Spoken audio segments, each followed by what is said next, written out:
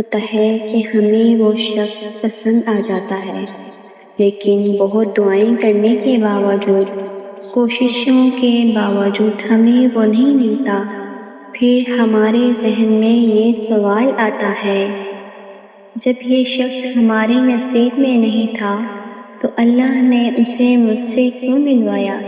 آج اس سوال کا جواب ہم قرآن اور حدیث کی روشنی میں سمجھنے کی کوشش کرتے ہیں کہ اللہ کسی کو ہمارے دل میں کیوں ڈالتا ہے جبکہ وہ ہمارے نصیب میں نہیں ہوتا۔ سب سے پہلے پلیز لائک اور سبسکرائب ضرور کریں۔ اللہ تعالیٰ نے ہر چیز کو ایک خاص منصوبے اور حکمت کے مطابق پیدا کیا ہے۔ ہر چیز اس کے مقرر کردہ وقت پر وقوع پذیر ہوتی ہے۔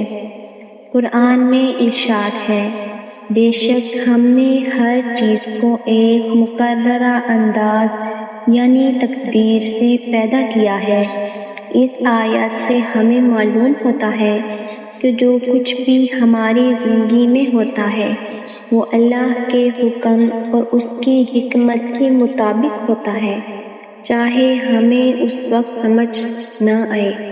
کسی چیز کا خیال آنا آزمائش ہو سکتا ہے، کسی کے بارے میں دل میں خیال نہ آنا اور آزمائش بھی ہو سکتی ہے، تاکہ اللہ ہمیں صبر اور استقامت کا درس دے۔ قرآن میں اللہ تعالیٰ فرماتے ہیں، اور ہم ضرور تمہیں آزمائیں گے، کچھ خوف سے، بھوک، مال اور جانوں کے نقصان سے، اور پھلوں کی کمی سے، اور صبر کرنے والوں کو خوشخبری دے دو۔ یہ واضح آیت ہمیں کہہ رہی ہے کہ دنیا میں مختلف چیزوں سے آزمائش آتی ہے، اور کسی شخص کا خیال آنا بھی ہمارے جذبات کی ایک آزمائش ہو سکتی ہے۔ اگر کوئی شخص ہمارے نصیب میں نہیں تو اس کا مطلب یہ نہیں ہو سکتا کہ اللہ نے ہمارے لیے کچھ اور بہتر کر رکھا ہے۔ بعض اوقات ہم کسی چیز کو پسند کرتے ہیں لیکن وہ ہمارے لیے بہتر نہیں ہوتی۔ قرآن میں فرمایا گیا ہے، اور ممکن ہے کہ تم کسی چیز کو ناپسند کرو حالانکہ وہ تمہارے لیے بہتر ہو، اور ممکن ہے کہ تم کسی چیز کو پسند کرو حالانکہ وہ تمہارے لیے بری ہو، اور اللہ جانتا ہے اور تم نہیں جانتے۔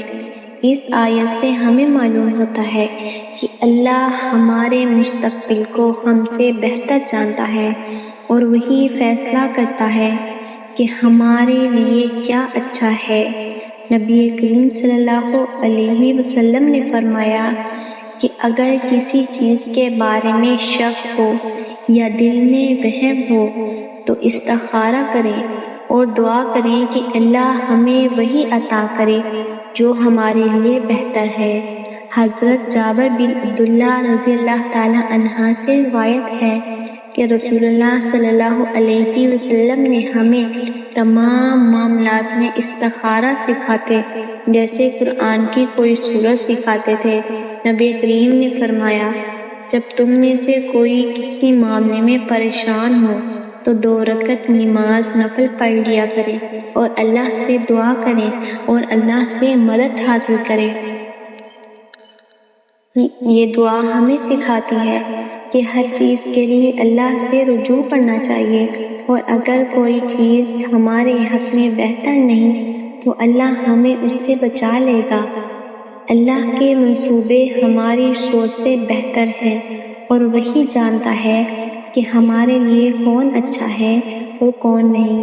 کسی کا دل میں آنا ایک آزمائش ہو سکتی ہے تاکہ ہم صبر کریں اور اللہ پر بھروسہ رکھیں اور اللہ پر کامل یقین کریں۔